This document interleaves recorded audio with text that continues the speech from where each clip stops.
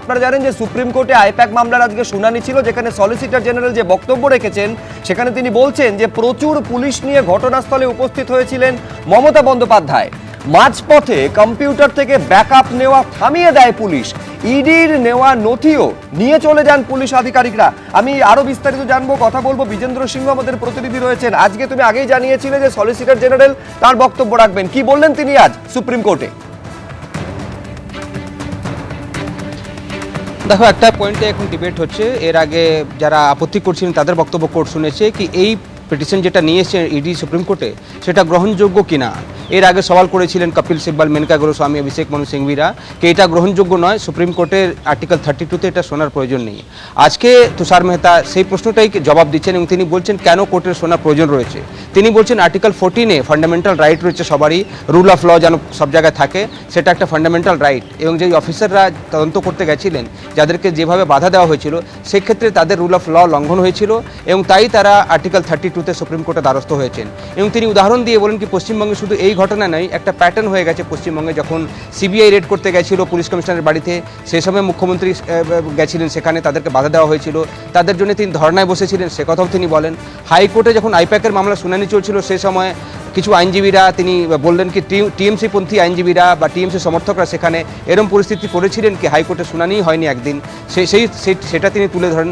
তার সঙ্গে সঙ্গে সেদিনকার ঘটনা, যেদিন রেড করতে গেছিল এনফোর্সমেন্ট ডাইরেক্টরেট, সেদিন মুখ্যমন্ত্রী কীভাবে সেখানে চলে আসেন, মুখ্যমন্ত্রী ইডির বিরুদ্ধে এফআইআর করেছেন। সেক্ষেত্রে এটা কি অ্যাকসেপ্ট করা যায় কি ইডি এখন সেই পুলিশের কাছে যাবে যাদের বিরুদ্ধে এফআইআর করা রয়েছে তদন্ত করানোর জন্য?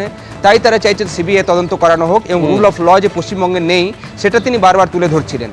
আজকে কোর্ট তাকে এই প্রশ্নও করে কি আপনি কি এটা বলতে চাইছেন যে সাংবিধানিক কাঠামো পুরো ভেঙে পড়েছে পশ্চিমবঙ্গে? তিনি বলেন কি না, তিনি সেই পয়েন্টে যাচ্ছেন না, তিনি শুধুমাত্র তাদের যে পিটিশন গ্রহণযোগ্য রয়েছে গ্রহণ করুক সুপ্রিম কোর্ট এবং সেখানে রুল অফ ল নেই সেটাই তারা তুলে ধরতে চাইছেন। এখন লাঞ্চ ব্রেক হয়েছে, লাঞ্চ ব্রেকের পরে ফার্দার আর্গুমেন্টসগুলো করবেন তুষার মেহতা এবং এসবি রাজু।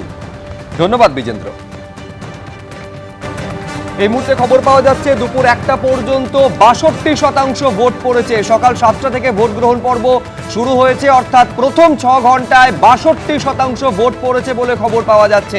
বিভিন্ন জায়গা থেকে অশান্তির খবর পাওয়া যাচ্ছে, কিন্তু তারই মধ্যে 62% ভোট। আমি এখনো পর্যন্ত যেভাবে ভোট গ্রহণ পর্ব হয়েছে, বিভিন্ন অভিযোগগুলো সামনে এসেছে, এমনকি রক্তাক্ত ভোট গ্রহণ পর্ব পর্যন্ত আমরা এই নির্বাচনের প্রথম পর্যায়ে দেখছি। প্রত্যেকের কাছে আমি এক এক করে আসবো। শুরুতে তৃণমূল মুখপাত্র উপাসনা চৌধুরী।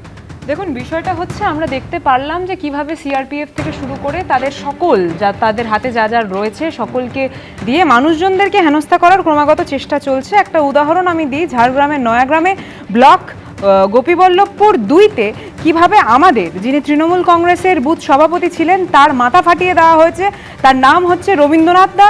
এবং শুধুমাত্র তাই কেন, উত্তর দিনাজপুর চোপড়ায় বুথ 163 সেখানে সিআরপিএফরা 3 জন মহিলাকে হেনস্থা করেছেন, অ্যাসল্ট করেছেন এবং তার মধ্যে থেকে বিরুদ্ধে অভিযোগ সামনে এসেছে। দেখুন, অভিযোগ তো উঠছে, অভিযোগ উঠবেই, কিন্তু আজকে আমাদেরকে একটা জিনিস বুঝতে হবে যে মানুষ যে সকল মানুষ যে গিয়ে এই এত সংখ্যক ভোটটা দিচ্ছে, আজকে যেই সংখ্যাটা আপনি বললেন সেই সংখ্যাটা একদম কম নয়, কিন্তু যখন এই সংখ্যার ভোটটা আমরা দেখতে পাচ্ছি ঠিক সেই সময় এরকম ঘটনা উঠে আসছে যে বড়ুয়া থেকে শুরু করে হলদিয়া, নন্দীগ্রাম, সোনাচূড়া, মোথাবাড়ি কোনো জায়গায় কিন্তু বিজেপি মুখপাত্র প্রীতম দত্ত আজকে এটা হচ্ছে পরিবর্তনের ভোট, পরিবর্তনের ভোটে সেই জন্য আমরা দেখেছি কিভাবে অন্যান্য রাজ্যে যারা পরিযায়ী আমাদের ভাইরা বা বোনেরা কাজ করে, এখানে কাজ না থাকার জন্য তারা কিভাবে চলে এসছে এবং তাদের সোশ্যাল মিডিয়াতে তারা জয় শ্রীরাম বলতে বলতে আসছে। বুঝেই নিন তারা কোন দিকে ভোটটা দেবে।